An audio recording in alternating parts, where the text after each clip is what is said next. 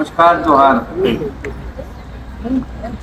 बिरसा कृषि विश्वविद्यालय रांची द्वारा आयोजित एग्रोटेक किसान मेला 2026 के समापन समारोह में आप सभी के मध्य उपस्थित होकर मुझे अत्यंत हर्ष की अनुभूति हो रही है।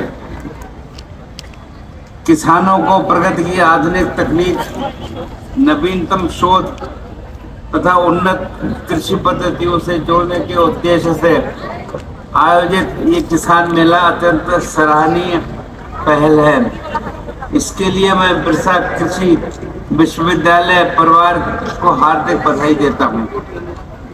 किसी भी कृषि विश्वविद्यालय का दायित्व केवल प्रयोगशालाओं में शोध करना ही नहीं होता है, बल्कि उन शोधों को खेतों तक पहुंचाना भी उतना ही आवश्यक है।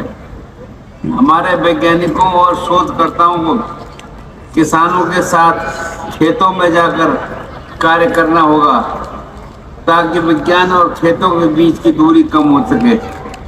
जब वैज्ञानिकों का ज्ञान और किसान का अनुभव एक साथ जुड़ता है, तब कृषि में चमत्कारिक परिवर्तन संभव होता है।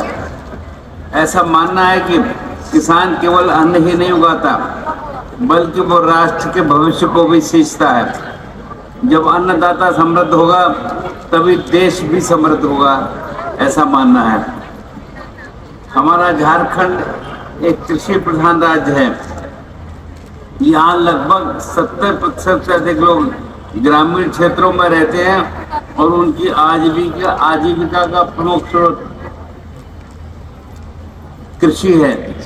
हमारे किसान परिश्रमी हैं और कठिन परिस्थितियों में भी खेती करते हैं। किसान की मेहनत खेत में पसीना बनकर गिरती है तो पूरे देश की थाली में अन्न बनकर पहुंचती है। किसानों की आय बढ़े, उन्हें उनकी उपज का उचित मूल्य मिले, इसके लिए केंद्र एवं राज्य सरकार निरंतर प्रयत्नशील है। झारखंड की मिट्टी में अपार संभावनाएं हैं। बस आवश्यकता है सही तकनीक और सही दिशा की। परंपरागत खेती के साथ साथ वैज्ञानिक और विविधीकृत खेती को भी अपनाएं। केवल धान और गेहूं तक सीमित रहने के बजाय किसानों को फल, सब्जी, फूल, औषधीय पौधे तथा बागवानी की ओर भी बढ़ना चाहिए। झारखंड की जलवायु आम, अमरूद, लीची, कटहल, पपीता, ड्रैगन फ्रूट और केला जैसे फलों के उत्पादन के लिए अत्यंत उपयुक्त है। यदि किसान अच्छे किस्म के फलदार पौधों के बागान लगाए तो आने वाले वर्षों में उन्हें स्थायी और अच्छा आय प्राप्त हो सकती है।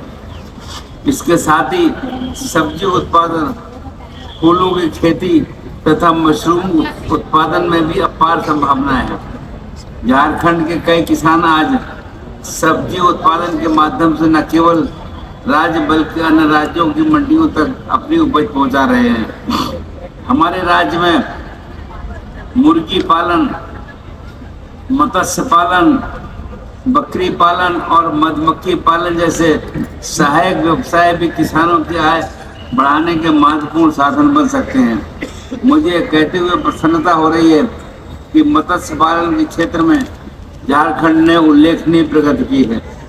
आज के समय में मोटे अनाज, जिनको श्री अन्न कहा जाता है, उनका महत्व तेजी से बढ़ रहा है। आदरणीय प्रधानमंत्री श्री नरेंद्र मोदी जी के प्रयासों से वर्ष 2023 को संयुक्त राष्ट्र संघ द्वारा अंतर्राष्ट्रीय मिलेट वर्ष घोषित किया गया। इसमें रागी, मड़ुआ, बाजरा, ज्वार जैसे अनाजों को वैश्विक पहचान मिली है और आज सभी स्थानों में मल्टीग्रेन आटा की बिक्री में उल्लेखनीय वृद्धि हो रही है। इसकी कामना करता हूँ और किसान की उन्नति में ही राज्य और राष्ट्र की प्रगति निहित है। आत्मनिर्भर किसान की आत्मनिर्भर भारत की सबसे मजबूत नींव है। जय हिंद, जय झारखंड, जय जवान, जय किसान। आप सबका धन्यवाद।